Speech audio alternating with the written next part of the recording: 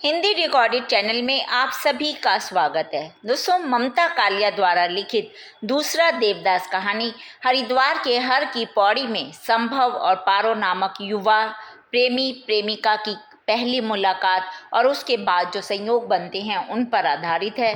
संभव अपनी नानी के घर हरिद्वार आया हुआ था और उसी समय जब हर की पौड़ी पर उसकी पहली मुलाकात पारो से होती है और पंडित जी गलती से उन्हें पति पत्नी मान लेते हैं, जिससे दोनों के मन में प्रेम और बेचैनी पैदा होती है।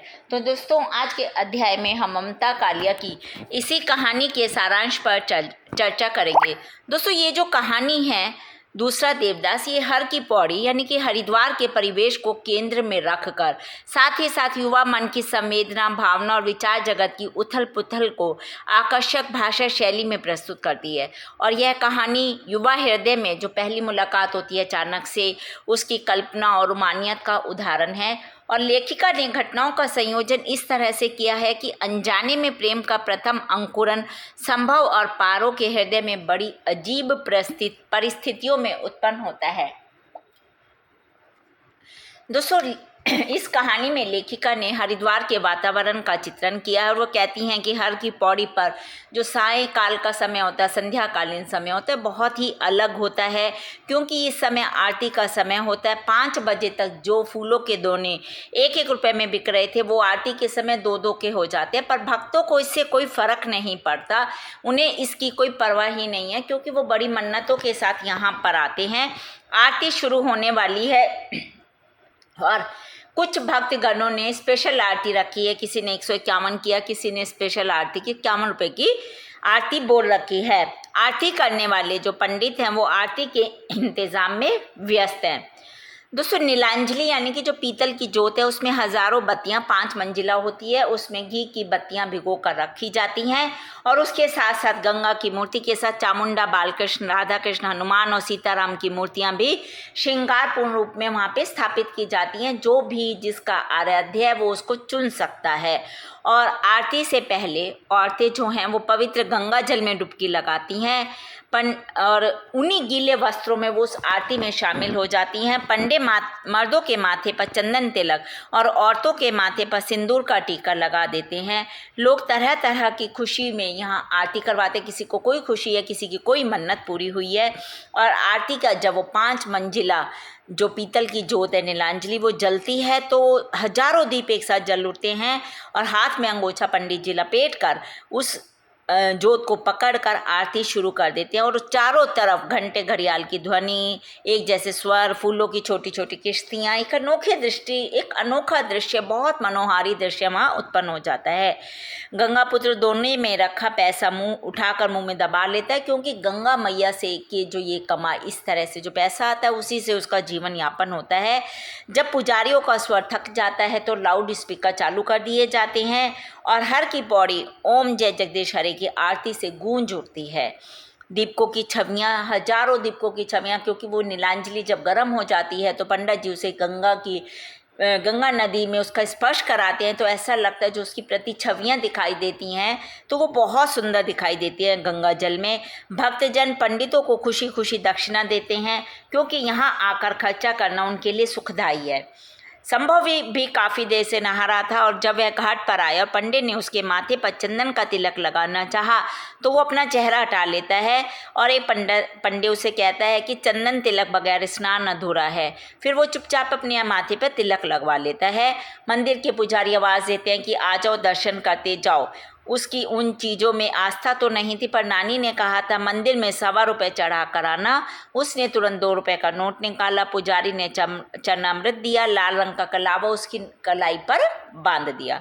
अब उसने थाली में पैसे रख दिए। दोस्तों, वहीं एक लड़की गीले कपड़ों में आंखें मूंद कर पूजा कर रही थी। उसके गीले बाल पीठ पर काले चमकीले शॉल की तरह लग रहे थे। आकाश और जल की सांवली बेलम, यानी कि उस समय वो लड़की बहुत सुंदर लग रही थी, कांस्य की प्रतिमा जैसी। आरती हो चुकी थी और पंडित जी ने कहा कि पंडित जी से उसके ने कहा संभव ने कि हम कल फिर आएंगे। तो पंडित जी समझते हैं कि वो जो लड़की उसके साथ खड़ी है वो पारो होती है, इस कहानी की नायिका। वह दोनों पति पत्नी और वो इसी तरह से उनको आशीर्वाद दे देते हैं और कहते हैं कि कल जब भी आओ साथ ही आना। अब दोनों हैरान हो गए क्योंकि वो तो एक दूसरे को जानते भी नहीं हैं, दोनों की नज़रें मिलती हैं। लड़की अपनी चप्पल पहनकर आगे बढ़ जाती है। संभव आगे लपक कर देखना चाहता है कि वो किस ओर गई है, पर वो तब तक आंखों से ओझल हो जाती है। अब इधर संभव भटकते भटकते घर पहुंचता है और उस लड़की के बारे में सोचता रहता है। उसे उस समय भूख भी नहीं लगती। जब उसकी नानी उसे खाने के लिए पूछती है, उसकी आंख लग गई और उसे याद आता है कि लड़की ने कल आने की बात कही थी। तो वो नानी से को जगाता है और खाना मांगकर खा लेता है।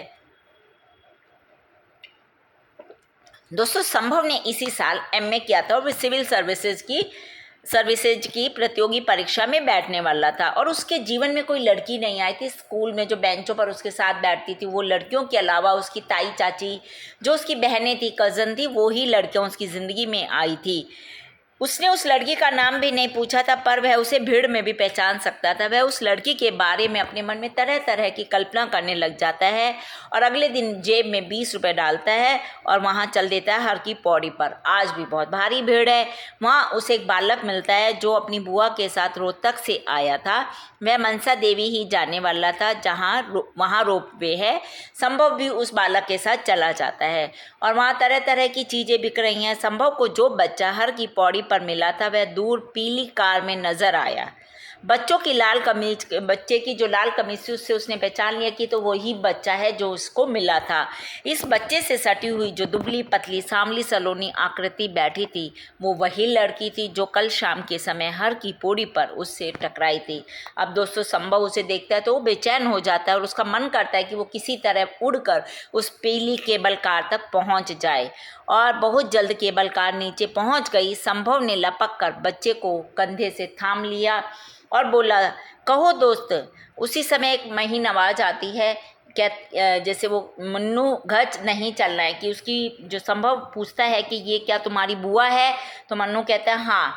संभव ने उस बुआ से मिलने की इच्छा प्रकट की तो वो बच्चा उसे अपनी बुआ से मिलवाने ले जाता है। लड़की मीठी महीन आवाज़ में कहती है कि ऐसे कैसे दोस्त हैं तुम्हारे, तुम्हें उनका नाम ही नहीं पता। इस समय लड़की ने गुलाबी परिधान नहीं पहना था बल्कि एक सफ़ेद साड़ी में वो लड़की थी। उसने मनसा देवी पर एक और चुनरी चढ़ाने का संकल्प लेते हुए सोचा, मनोकामना की गांठ भी अद्भुत अनोखी है, इधर बांधो उधर लग जाती है। बालक ने अपनी बुआ का नाम पुकारा। अभी तक तो संभव को लड़की का नाम भी नहीं पता। जब बालक अपनी बुआ को पारो कहकर पुकारता है तब संभव हंसते हुए उस लड़की को अपना नाम बताता है और कहता है कि संभव देवदास।